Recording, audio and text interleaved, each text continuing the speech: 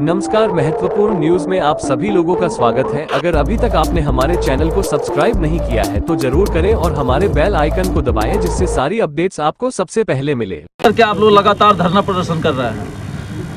देखिए, सरकार और प्रबंधन ये सभी लोग जो है लगातार निजीकरण को लेकर के आगे बढ़ते चले जा रहे हैं और हम लोग विरोध करते चले जा रहे हैं। विरोध हमारा बढ़ता चला जा रहा है और जितना स्टेप्स वो बढ़ाते जा रहे हैं उतनी तेज़ी से हम लोग भी आंदोलन की तरफ बढ़ते जा रहे हैं। यह आंदोलन स्टेप बाय स्टेप चरणबद्ध तरीके से आगे की ओर बढ़ता जा रहा है, वो विशाल होता जा रहा है। आप लोग अपने नारे में भ्रष्ट प्रबंधन का नारा लगा रहे हैं, तो प्रबंधन की तरफ से क्या दिक्कत हो रही है?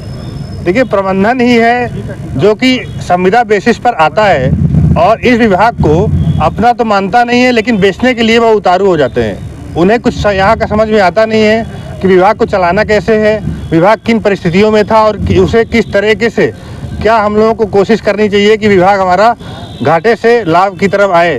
हम लोग एक भी कदम उनकी अनुमति के बिना कोई बढ़ा नहीं सकते हैं। हमें इतना समय ही नहीं दिया जाता है कि हम लोग कुछ अपने विचार, अपने जो है प्रयास करके कुछ अलग से कर पाएँ। जितने वो आदेश देते जा रहे हैं उतना ही हम लोग काम करते चले जा रहे हैं और उसमें पूरा प्रयास कर रहे हैं। अब उन लोगों को ये है कि आप उल्टी धारा में ऐसे तैरिए कि आप लोग जा ही ना पाइए आगे।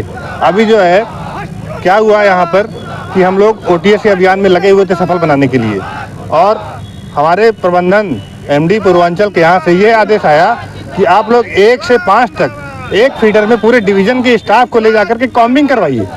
कॉम्बिंग करवाने में हमारे मान लीजिए कि 60% लोग जमा कर रहे हैं, तो हम उन लोगों को भी नोट कर रहे हैं, पूरा दिन अपना ख़राब कर रहे हैं। और दिन भर में जहाँ पर हम 25 कनेक्शन काटती थी एक टीम, वहाँ पर वो 4 कनेक्शन ही काट पा रही है। तो हम लोगों का काम बहुत बुरी तरह से प्रभावित हुआ और हम लोगों का जो फ्लो बना हुआ था OTS के लेकर के वो हमारा कम हो गया। तो जानबूझ करके हर योजना को फेल करना चाहते हैं और हम लोगों के ऊपर ठीकरा फोड़ना चाहते हैं कि हमारा जो कर्मचारी है वो चोर है, वो काम नहीं कर रहा है और उसकी वजह से सारा घाटा हो रहा है। इस पूरे नेक नियति को देखते हुए अब आपकी क्या मांगे हैं?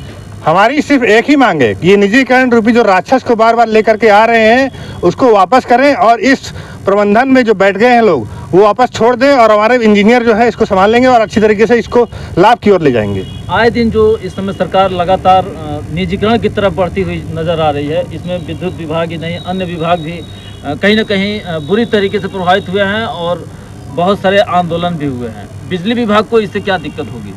देखिए, मुख्य दिक्कत तो इसमें जनता की है। आज मान लीजिए कि हम लोगों के पास ये रोजगार है, रोजगार तो हमारा छीन ही जाएगा जब प्राइवेट कंपनियां आएंगी। प्राइवेट कंपनियां किसी ना तो संविदा कर्मचारी को रखेंगी ना रेगुलर कर्मचारी को रखेंगी। प्रबंधन सिर्फ और सिर्फ गुमराह कर रहा है कि आप लोगों की जो है सेवा शर्तें प्रभावित नहीं होंगी। जब यहाँ पर एडमिनिस्ट्रेशन निजी कंपनी का होगा तो सेवा शर्तें कैसे बनी रहेगी पूर्ववत? ऐसा तो हो ही नहीं सकता है।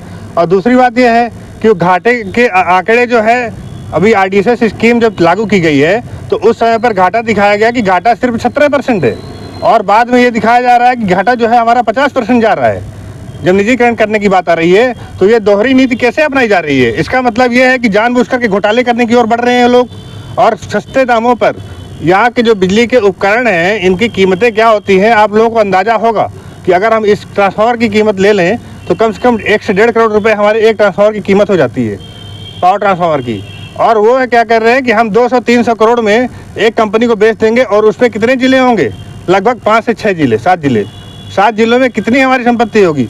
हज़ारों करोड़ की संपत्ति जो है 200-300 करोड़ रुपए में बेचने जा रहे हैं। जो हमारी ये ज़मीनें हैं बिजली विभाग की उसको 1 रुपये में देने के लिए कोशिश चल रही है। और अभी 23 तारीख को ये जो बिडर्स हैं, जो लोग जो है टेंडर डालने वाले हैं, तो उनकी जो है मीटिंग कराई जा रही है, उनसे साठगांठ की जाएगी, उनको जो है इन्वाइट किया जा रहा है। तो ये पूरी तरह से घोटाले की ओर बढ़ रहे हैं और हम लोगों का आंदोलन इसी दिशा में बढ़ रहा है और किसी भी हालत में हम लोग निजीकरण नहीं होने देंगे।